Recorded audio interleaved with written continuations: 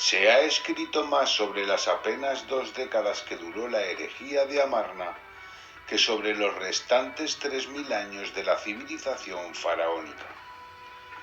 Durante la 18ª dinastía, la legitimidad monárquica provenía de la mujer, que era considerada el tabernáculo de la simiente divina, y era la mujer la que garantizaba la línea directa de sucesión. Tutmosis I fue un general que validó su acceso al trono contrayendo matrimonio con la hija de Amenhotep I y de su gran esposa real. Su sucesor, Tutmosis II, era hijo del rey y de una concubina, y lo casaron con su hermanastra Hatshepsut, que era hija de la gran esposa real de Tutmosis, para legitimarlo en el trono. Paradójicamente, estos tampoco tuvieron hijos varones, y Tutmosis III, que era hijo de Tutmosis II y de una concubina, siendo aún un niño, iba a ser casado con su hermanastra Neferure, hija de Hatshepsut, para garantizar su gobierno, tras la muerte de su padre. Pero no sucedió así. Los faraones eran los intermediarios entre los hombres y los dioses, los garantes del orden cósmico, la Mat, y la prosperidad del país. Debían realizar actos rituales diarios religiosos para que todo funcionara correctamente.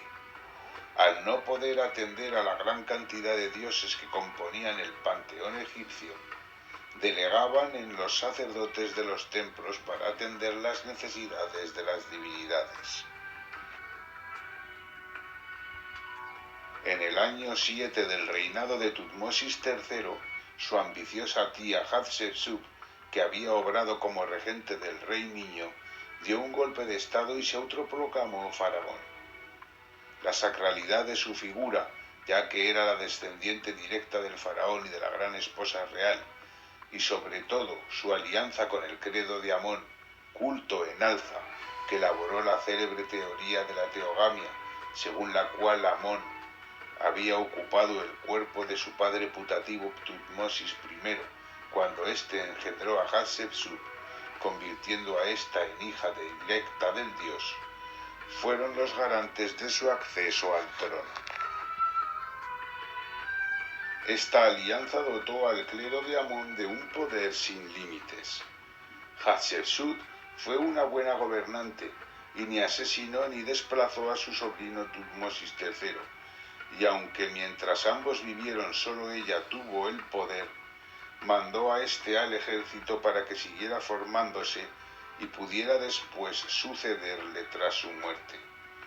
Cuando ésta se produjo, Tutmosis III se congració con el sacerdocio de Amón, puesto que su posición era débil.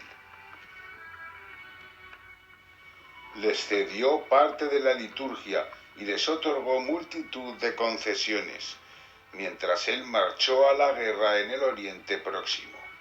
Los éxitos militares de Tutmosis III y de su hijo Amenhotep II, que forjaron un enorme imperio para Egipto, fueron atribuidos por el clero de Amón a su dios.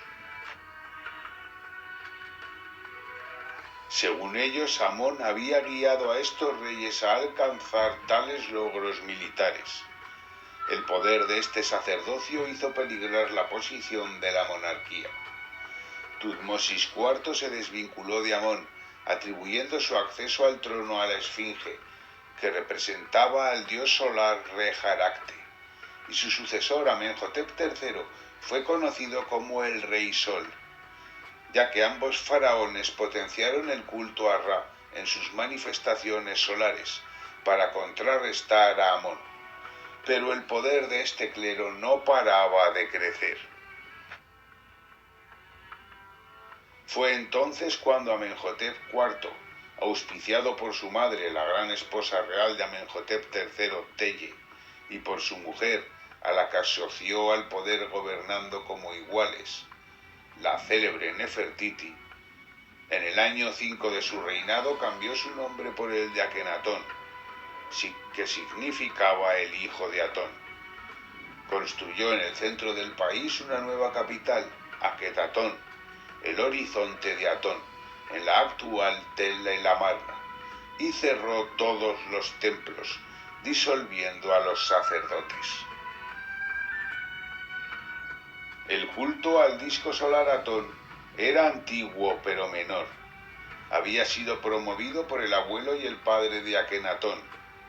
Atón otorgaba la vida con los rayos del sol, escenificados en largos brazos, y el resto de los dioses no eran más que manifestaciones de Atón, por lo que se convirtió en un culto de corte monoteísta. El faraón era el único que podía tener contacto directo con él, por lo que los sacerdotes ya no eran necesarios. Este movimiento nació como un golpe político al clero de Amón, pero Akenatón llegó a convertirse en un auténtico fanático religioso. El cambio fue brusco y total. Hasta las manifestaciones artísticas cambiaron, mostrando a la familia real como al pueblo, en actitudes humanas y familiares, algo que solo se había visto en el arte privado, nunca en la realeza. La nobleza y el funcionariado siguieron a Akenatón más por granjearse su favor que por creer en su revolución religiosa, y el pueblo, que era profundamente conservador, no le siguió. Se aferraba a la tradición milenaria de sus ancestros y nunca aceptó un cambio tan radical en sus creencias. Akenatón vivía absorto por su dios en su palacio de Aketatón, del que apenas salía, y obnubilado por su creencia, desatendió sus obligaciones de gobierno. El imperio egipcio empezó a declinar, ya que no atendía las cartas de sus generales que le suplicaran se ocupara de las revueltas que los pueblos antaño sometidos estaban ejerciendo. En el interior, los templos eran centros económicos que controlaban gran cantidad de tierras. Al ser cerrados, éstas no se trabajaban, lo que provocó carestías y hambrunas. La situación degeneró en un caos total.